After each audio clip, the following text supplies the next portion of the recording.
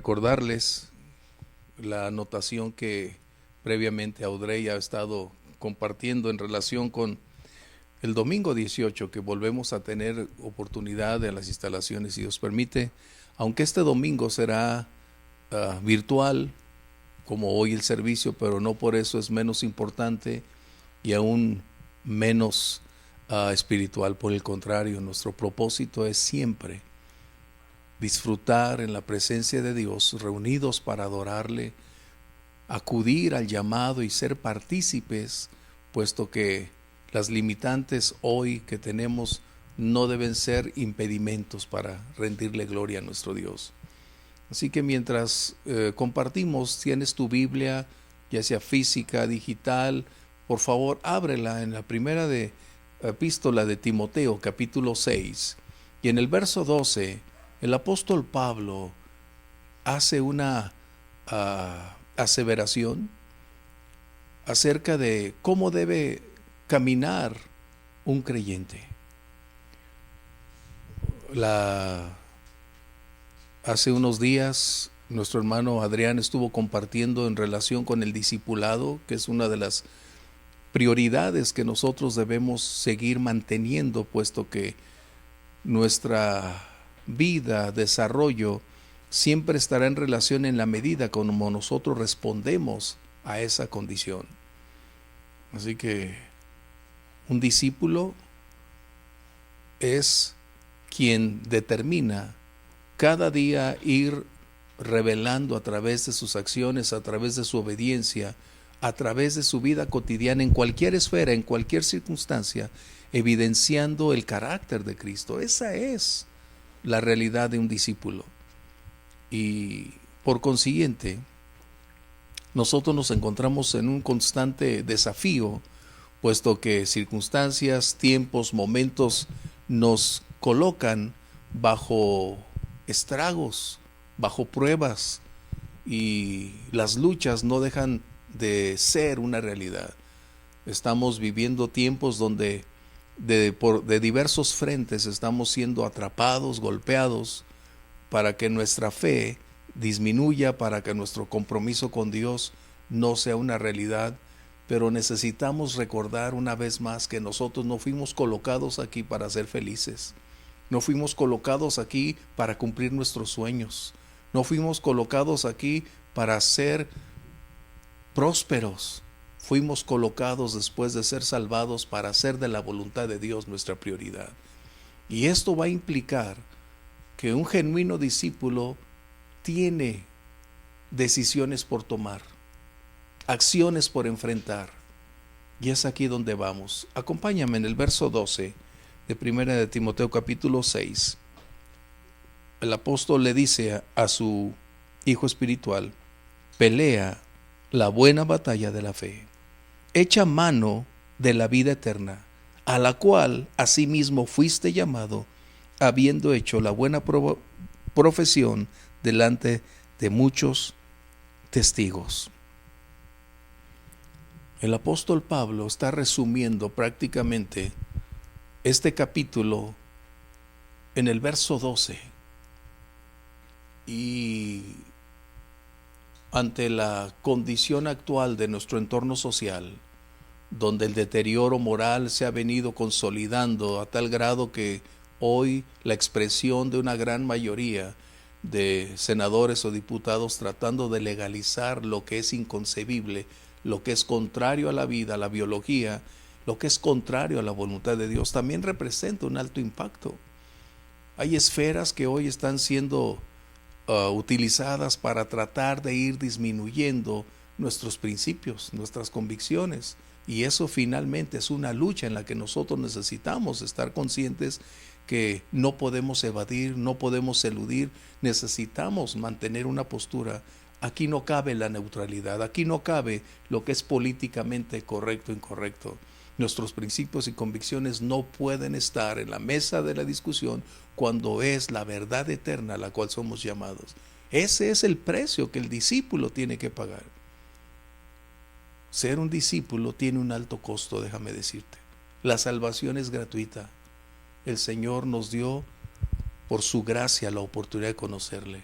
Pero el discipulado es la determinación de ir avanzando en un proceso ascendente de gran oposición, pero que nosotros vamos a determinar nuestra posición, nuestra altura, nuestra estatura espiritual en relación a la obediencia y la fidelidad que nosotros tenemos.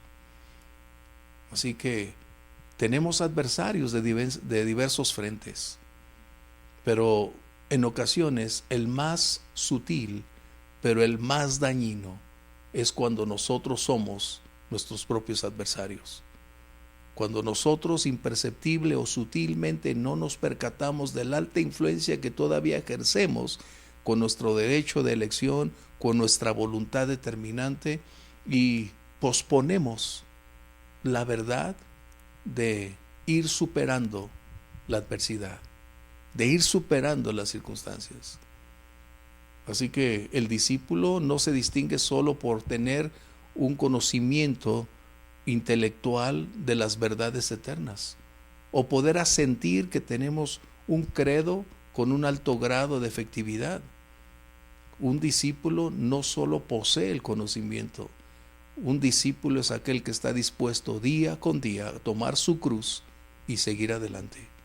Eso es algo que probablemente ya no está de moda hoy.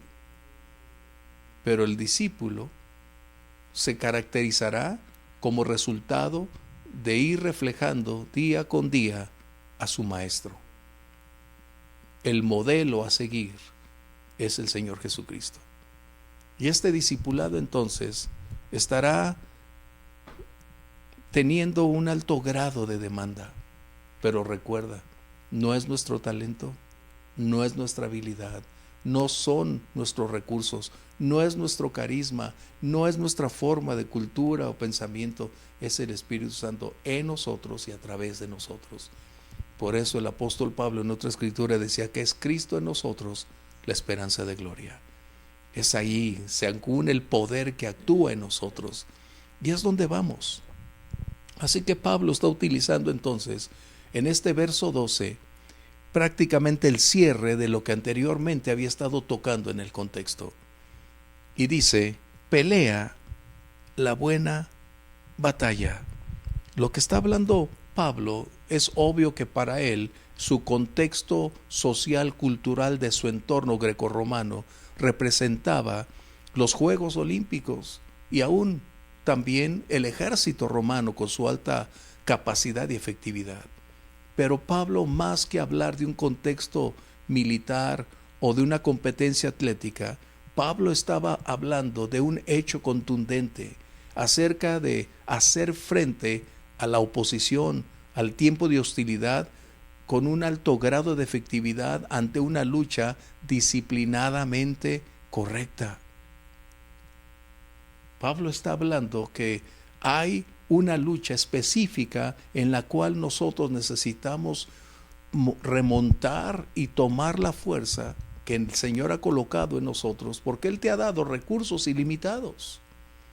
Él ha colocado una gran cantidad de recursos a nuestra disposición que en ocasiones nos hemos conformado a solo utilizarlo de una manera muy pequeña, cuando en realidad esas armas son un impacto tan profundo que quizás no hemos llegado a descubrir ese impacto. Así que Pablo le está diciendo a Timoteo, habrá momentos en los que será ineludible hacer frente. Hay tiempos cuando con la sabiduría y el discernimiento del Espíritu Santo podemos entender que hay momentos para alejarse de una contienda, para huir, pero habrá momentos en que no habrá evasivas, en que no habrá más que hacer el pozo para acabar ahí y hacerle frente a todo ese ejército de adversarios que va a venir. Así que pelear no está hablando de una pelea física, recuerda, está hablando en el contexto de esos adversarios espirituales que tenemos y de los malos ejemplos que tenemos a nuestro alrededor. Así que esa palabra pelea, tiene que ver con algo que nosotros llamamos agonizar. Y Pablo está mostrando que luchar va a demandar un alto grado de entrega, de esfuerzo. Y el propósito es luchar a favor de, para alcanzar aquello que tanto esperamos.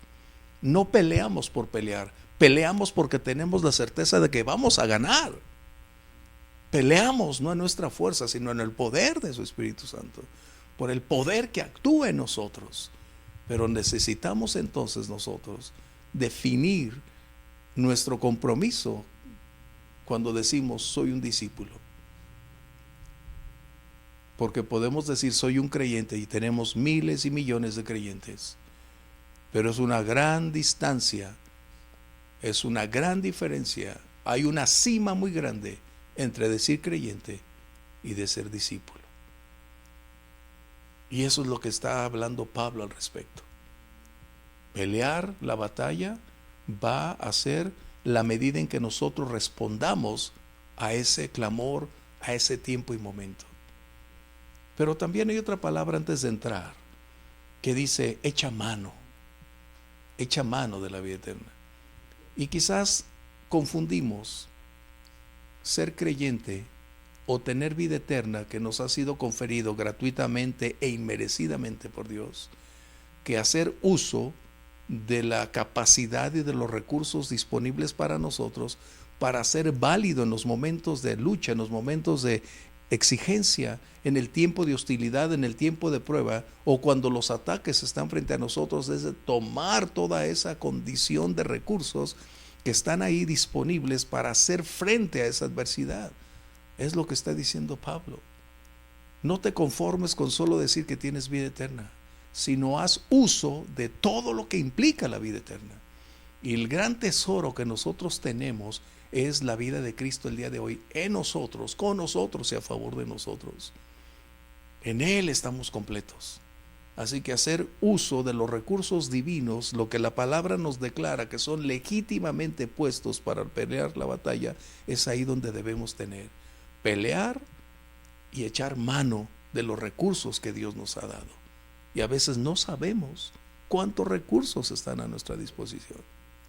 Pero viene la pregunta, ¿por qué Pablo en este momento cambia radicalmente lo que ha venido hablando para establecer este verso como si estuviera lejano de lo que ha venido enseñando? ¿A qué se referirá cuando está diciéndole a Timoteo, pelea la buena batalla? ¿Cuál es la razón en que Timoteo debió entender esta razón? Yo creo que si Timoteo conservó esta carta para él, yo creo que él debió haberla guardado para estar continuamente regresando a esa carta para leerla una y otra vez hasta tener la plena certeza de lo que estaba diciendo Pablo. Bien, no cierres tu Biblia, te voy a llevar ahí. Así que dice aquí en el verso 5 que tenemos: disputas necias de hombres corruptos de entendimiento. El discípulo, es decir, no solo Timoteo, sino nosotros los creyentes, es contrastado con aquellos que se llaman creyentes, pero que en realidad son falsos creyentes. Y debe haber un contraste entre quienes verdaderamente son discípulos y aquellos que simplemente mantienen su postura de ser creyentes. Hay una balanza que hará la diferencia cuando un genuino discípulo se coloca frente a las circunstancias, ante las personas de su entorno, y no vive para agradar a otros, vive para agradar a aquel que vive en él, y de esa manera se desarrolla su vida. Pero también es colocado en relación con otro ámbito que está un poquito más adelante, con los aspectos materiales. Así que cuando Pablo le está diciendo a Timoteo, hay dos esferas en las que somos o deberemos ser muy distinto o distinta nuestra conducta y obediencia al resto que generalmente no lo hace.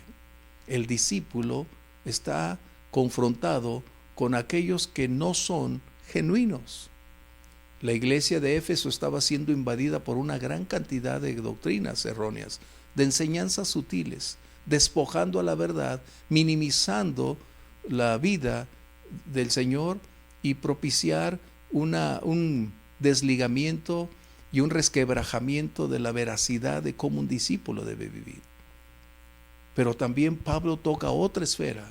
Primero es la espiritual y sigue con la segunda, que es el ámbito material. ¿Dónde nos desenvolvemos? ¿Por qué trabajamos? ¿Hasta dónde es suficiente para nosotros?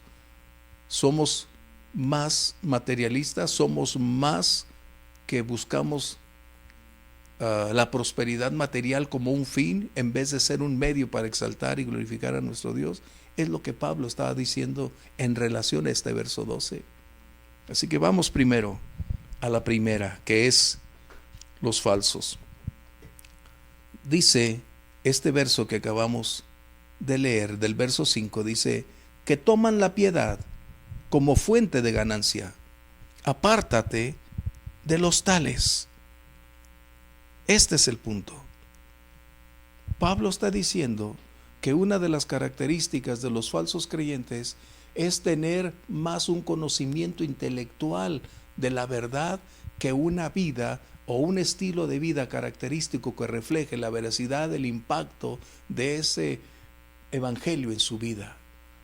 Porque la gran mayoría busca decir quién tiene la verdad, cuál doctrina es la correcta, en dónde nos paramos, qué se debe hacer, pero sus vidas están lejos de ser genuinas, hablando de un correcto y aprobado discipulado. No somos llamados a contiendas, porque para nada edifican. Habrá momentos en que será ineludible tocar un punto al respecto con alguien, pero la característica de todas estas personas que tienen un alto grado de conocimiento, vamos a llamarlo intelectual, que algunos lo llaman más teológico, no viven en relación al discipulado. Evaden tener un encuentro con Dios porque pretenden con su conocimiento vivir como ellos esperan realizar sus actividades, pero no denotan una vida transformada por el poder de Dios. Un discipulado día a día trata de caminar en la senda donde el Señor lo llamó.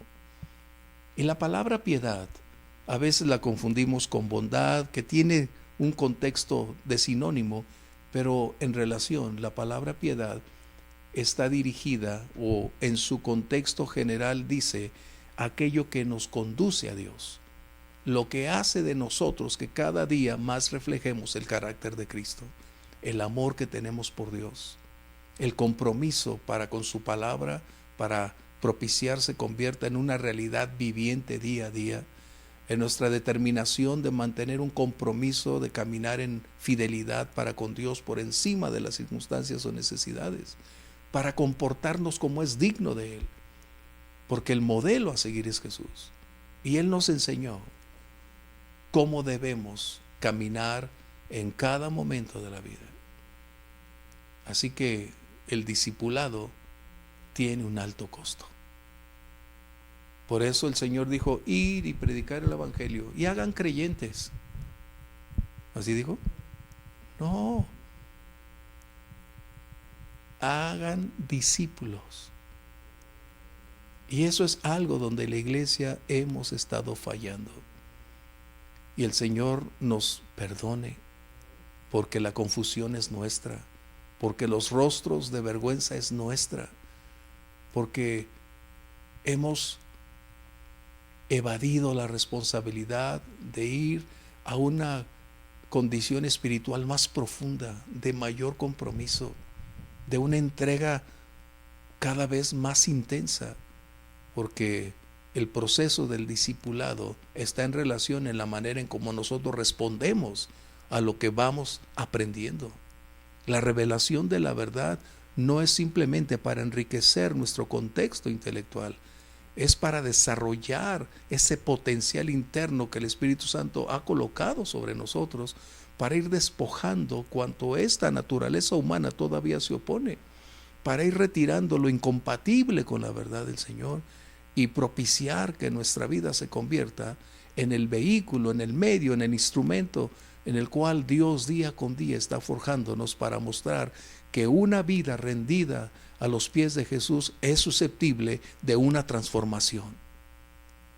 Nuestra vida no está aún concluida. Estamos en un proceso formativo, estamos en un proceso ascendente, pero no podemos sustraernos o no deberíamos alejarnos, porque sería postergar la verdad y la realidad de ese discipulado que tanto nos hace falta en un mundo, en una sociedad que está cada vez más distanciada de los principios y valores eternos. Estamos aquí entonces para revelar que la gracia es poderosa, que el Espíritu Santo es capaz de propiciar un nuevo nacimiento para la honra y la gloria de nuestro Dios.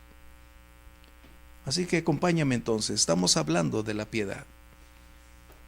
Y lo que está diciendo en el verso 12 es que Timoteo debería pelear la batalla en relación con lo que anteriormente Pablo está diciendo en el contexto de aquellos falsos creyentes que estaban tratando de usurpar un lugar, de mostrarle a la iglesia como al mundo en su entorno cómo vivirían mejor los creyentes y no los discípulos. Y es que la doctrina es importantísima. Doctrina quiere decir lo que se enseña para aprender y practicar. Y cuando la doctrina es sustraída de una vida, entonces estamos a punto de un colapso, porque no hay nada sólido que pueda llevarnos en dirección correcta. No habrá directriz para que nosotros tengamos la claridad hacia qué punto dirigirnos, con qué elementos y con qué fuerza podemos llegar. Así que Pablo estaba advirtiendo a Timoteo: pelea la buena batalla. En otras palabras, un discípulo es contrastado con aquellos que están a su alrededor llamándose creyentes, pero que en realidad no acuden, no viven, no practican acorde a la enseñanza que el Señor Jesús ha colocado. Así que pelear, ahí está hablando de una decisión personal de ir adelante.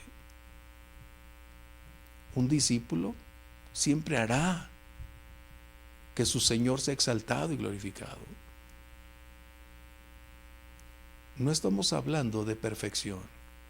Mencioné que Dios sigue tratando contigo y conmigo, pero ese proceso no deberíamos alejarnos, sino por el contrario, ser colaboradores con Dios para que esto acontezca. Pablo estaba colocando todos estos modelos para no seguirlos, de aquellos que, pretendiendo ser algo o ser alguien, estaban distorsionando la imagen, la identidad del genuino discípulo.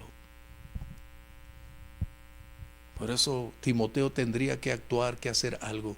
No podría permanecer con los brazos cruzados, no podría permanecer indiferente. Lo que debería hacer es no ser partícipe de ese contexto, pero también no perder su tiempo y su energía en tratar de colocar argumentos, posturas ante aquello que ya no es posible. La Biblia dice: no reprendas al necio en su necedad. Tú y yo no podremos cambiar a ninguna persona, sea cual sea su postura, porque la única persona que puede cambiar a otra persona es el Espíritu Santo. Él es el único capaz de cambiar a las personas. Así que también hay un texto, el texto que estamos tocando dice algo que es tremendamente. Muchos son tentados a hacer de la piedad un medio de ganancia. Qué tremendo. Acompáñame, aquí está. Verso 5. Toman la piedad como fuente de ganancia. Wow. Pablo está diciendo, y no podemos ocultarlo, no existe la posibilidad, es un hecho, que una gran cantidad de creyentes puede utilizar a Dios para sus propios intereses personales. Su agenda es utilizar a Dios y su palabra para hacerse ricos. Eso es lo que debemos evitar. Eso es donde tenemos que tener mucho cuidado. La piedad no debería ser el medio donde muchos líderes estarán buscando acrecentar su capacidad de enriquecimiento ilícito, porque eso es ilícito.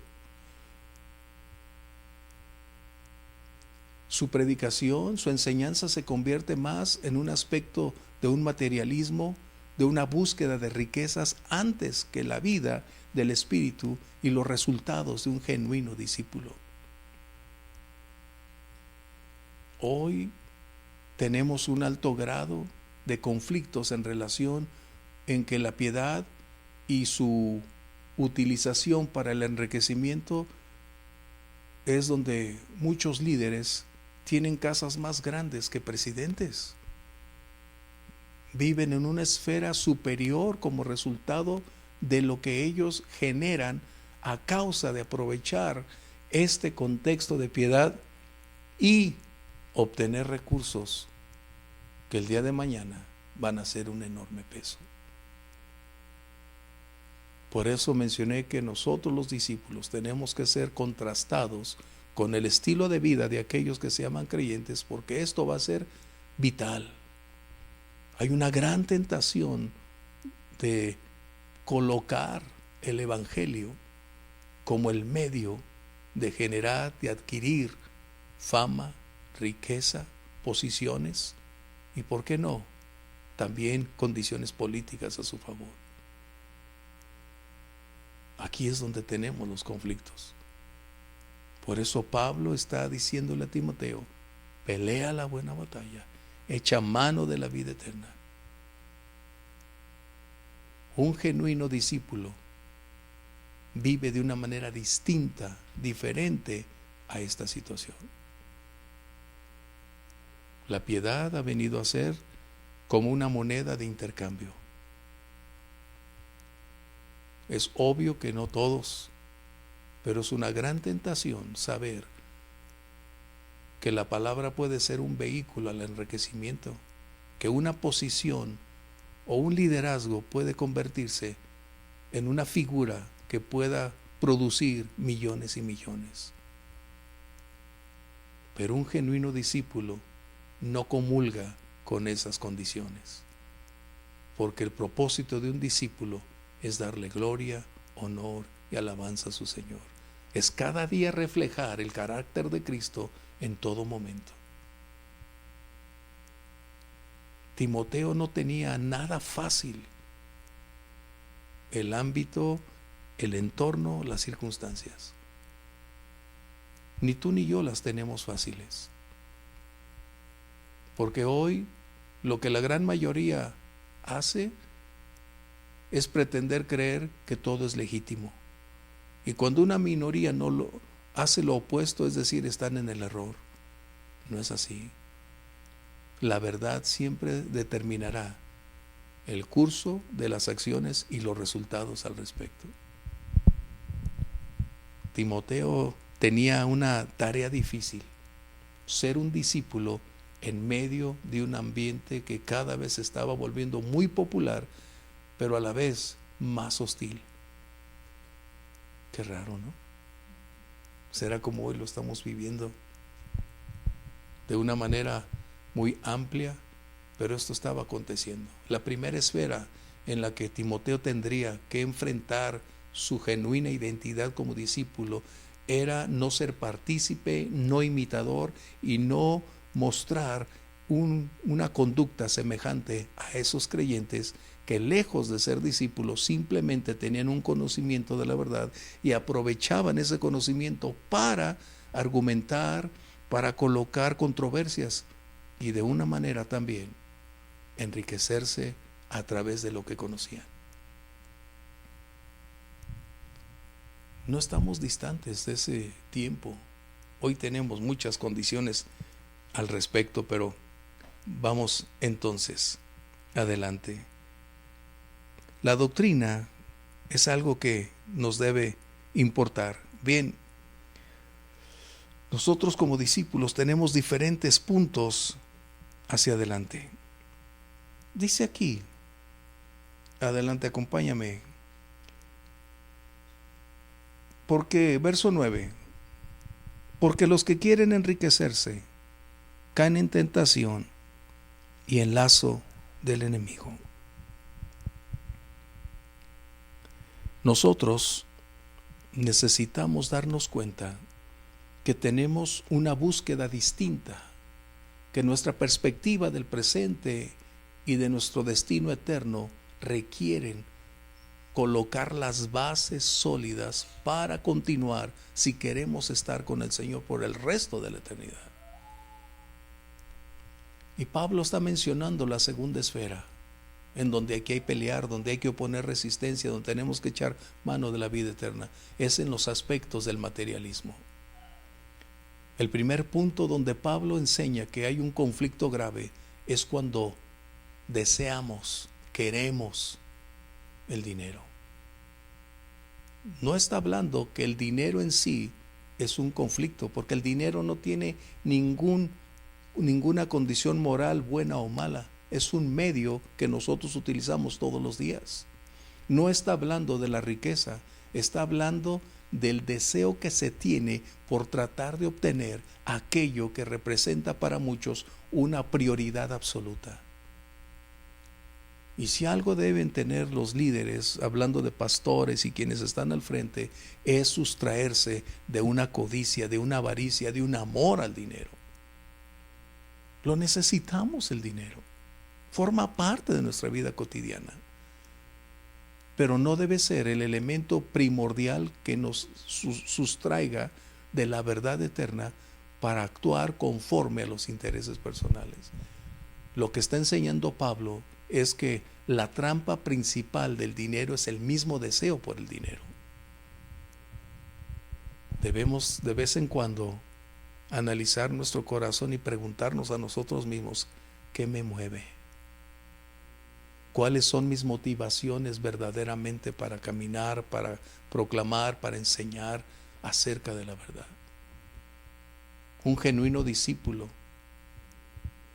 no es que no tenga necesidades, todo mundo tenemos necesidades, pero un genuino discípulo jamás se atrevería a utilizar el evangelio para tratar de generar una riqueza que no colocar el nombre del Señor en alto.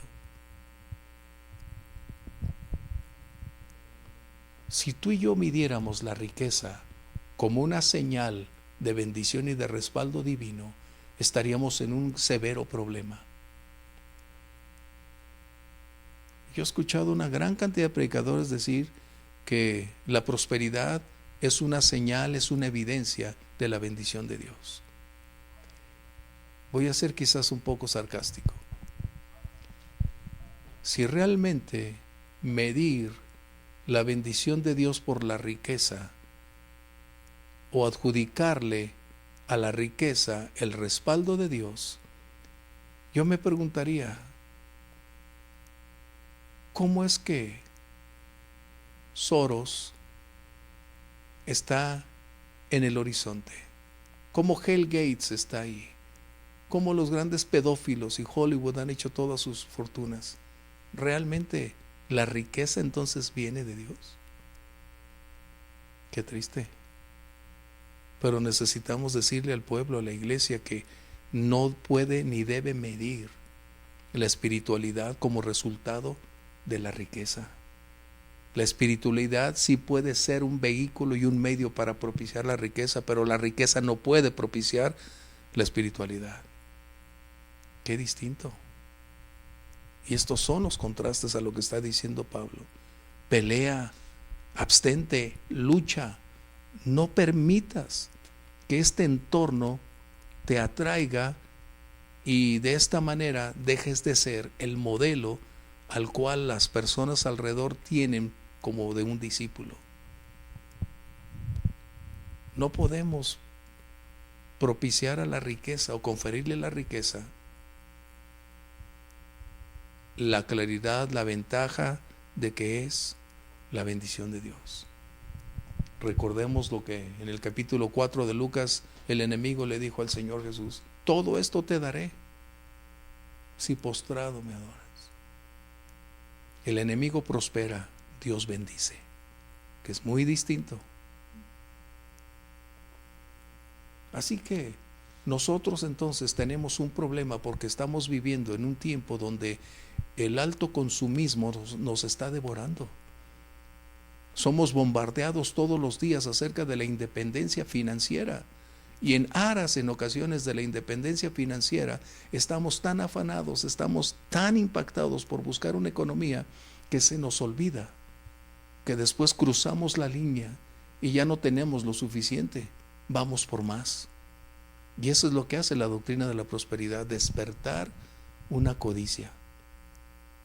Eso es lo que hace que una gran mayoría anhele tener más y nunca están satisfechos. ¿Hasta cuándo será el límite? Puedes decirlo en tu vida: ¿hasta dónde estaré satisfecho? ¿Hasta dónde será el límite? Y te puedo decir que podemos superar el límite que nos coloquemos, porque siempre vamos por más.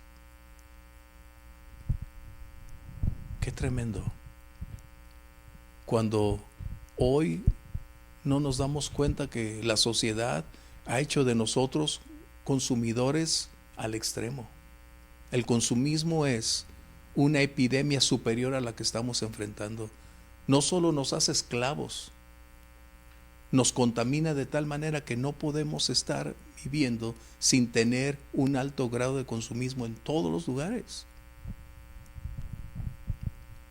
Porque nuestra sociedad actual está más interesada en la prosperidad financiera, en la prosperidad material, que en cualquier otra índole. Y esto tristemente ha tergiversado el Evangelio. Se ha introducido tanto en la iglesia que hoy escuchamos frases como: tu mejor vida es aquí. Piénsalo y Dios te lo dará. Decláralo y el Señor te lo llevará. Tú naciste para ser millonario. Tú eres hijo de un rey. Y yo me pregunto: wow, el Señor era tan pobre que tuvo que pedir un burro prestado. El Señor era tan pobre que cuando le preguntaron que dónde moraba, él dijo: el Hijo del Hombre no tiene en dónde recostar su cabeza. Él era tan pobre que tuvo que solicitar en la última cena que alguien le proveyera todo lo necesario. Recuerda, no estamos hablando en contra del dinero, porque la Biblia no censura el dinero. La Biblia no habla de tener dinero que sea malo. Pero también necesito hacer énfasis: tampoco la Biblia exalta a la pobreza como medida para entrar al cielo o como una virtud. En ocasiones nosotros estamos pobres porque queremos. La Biblia dice: el que no trabaje, que no coma. Dios nos ha dado la capacidad para generar las riquezas. Eso tenemos que tener el balance. A veces somos pobres por elección y a veces somos pobres por circunstancias, que es muy distinto. Qué tremendo. No voy a entrar tanto en eso, pero ese es el punto. Y lo que estamos diciendo entonces es que hubo discípulos ricos: José de Arimatea, Nicodemo. Podemos hablar, pero a ellos el dinero no les colocó en un factor decisivo para no tener un discipulado apropiado. Lo que está hablando el apóstol es que el desear, ya estamos en un conflicto. Pero la otra dice que el amor al dinero es el otro aspecto. El primero, el desear. Y el segundo, el amor al dinero. Recuerda, el medio de transacciones no es el problema. Tampoco el tener riqueza es problema. El conflicto radica en nuestra percepción del dinero y en el uso que le podemos dar a ese dinero, porque cuando el dinero se convierte en nuestro amo, es el peor de todos los amos. Pero cuando el dinero se convierte en un siervo, en un instrumento, puede ser la mejor oportunidad para bendecir, para acrecentar y extender el mensaje del Evangelio y bendecir a otros de esa manera. Así que el amor al dinero es otro problema que Timoteo estaba siendo advertido para no caer en ese conflicto. Y es la misma advertencia para ti y para mí. Necesitamos mantener la perspectiva muy clara que no somos llamados a buscar que la piedad se convierta en nuestra forma prioritaria de generar ingresos. El Evangelio no es para enriquecer materialmente. El Evangelio es para enriquecer espiritualmente a cada persona. Hace libre al cautivo, da vista a los ciegos, abre los ojos, trae libertad, trae bendición. Y nosotros debemos entonces mantener esa perspectiva del precio del discipulado. Estamos enfrentando tiempos muy contradictorios, pero la Biblia nunca ha cambiado la imagen, la definición, ni el estilo de vida de un discípulo. Los discípulos que iniciaron la primera iglesia, si hoy estuvieran aquí, estarían viviendo de igual manera, porque un discípulo siempre honra y glorifica a su Señor. Wow. Así que vamos a concluir. ¿Cómo usamos el dinero? Esa es una de las cosas que colocan al discípulo en la condición apropiada. Somos administradores. Y un discípulo no solo se caracteriza por lo que hace con su vida espiritual, sino su estilo de vida y conducta está en relación también con los aspectos materiales y en la utilización de esos recursos y su inversión, en qué rublos, en qué renglón, en qué manera los puede o los debe invertir. Eso es prioritario. No hay ninguna jactancia porque nosotros no somos discípulos por nuestra propia capacidad. El Espíritu Santo produce el hacer como el querer, pero nosotros tenemos que determinar hasta dónde queremos llegar. El proceso de discipulado no se da automáticamente. No es como la edad cronológica que tú y yo no podemos impedir, porque cada día que transcurre, cada minuto que transcurre, va abonando al capital del tiempo y de la edad. Pero en el ámbito espiritual, un discípulo es el que se va estableciendo en la medida, en sus decisiones, en su conducta, en su obediencia y su fidelidad para con Dios. A eso somos llamados.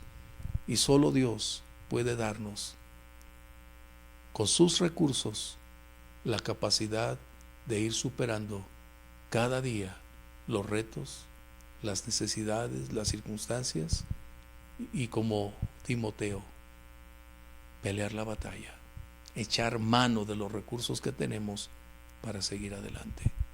Vamos a ponernos de pie. Acompáñame. El discipulado es la decisión de avanzar, de continuar. El discípulo es el reflejo de a quien sirve, con quien camina y del ejemplo que recibe. Y todavía nos falta, y yo soy el primero en levantar la mano, todavía nos falta mucho por lograr. Pero el hecho de estar aquí, de rendirle nuestra vida, esto quiere decir que estamos dispuestos, disponibles para que Dios cumpla su propósito en nosotros. ¿Quieres orar conmigo? Que Dios nos ayude cada día a caminar con el Padre. Gracias por alentarnos a través de tu palabra. Nos damos cuenta de lo difícil que cada día representa ir superando un entorno hostil. Porque aun cuando nosotros tratamos de lograrlo, hay momentos adversos, hay condiciones no favorables, incluyendo esta carne que aún se opone y opone una resistencia enorme para lograr hacer aquello a lo cual nos has llamado. Señor, inmerecidamente te ha placido llamarnos, pero también nos has dicho, haz uso de los recursos, pelea la buena batalla. Y aquí estamos, reconociendo que sin ti sería imposible lograrlo.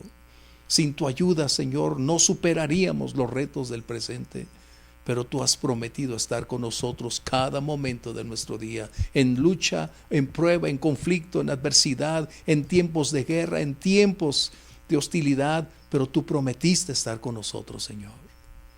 Queremos caminar contigo, no comparándonos a otros, sino ir superando día con día lo que hay dentro de nosotros para mostrar a través de nuestras palabras, de la conducta, de nuestras relaciones sociales, el carácter que tú estás forjando en nosotros, reflejando día con día al modelo perfecto que eres tú, Jesús. Sabemos que nos falta mucho, pero no deseamos sustraernos de tu dinámica de forjar día con día el carácter de Cristo en nosotros. Padre, gracias, porque estamos conscientes que la vida del discípulo no es nada fácil, pero tampoco estamos a merced de los momentos o eventos de la vida. Tú tienes el control, Señor.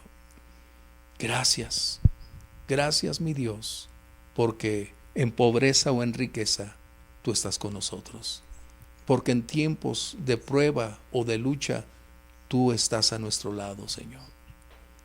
Sigue derramando y bendiciendo nuestra vida para caminar contigo, y bendice a mis hermanos con todo ese esfuerzo, con toda esa entrega.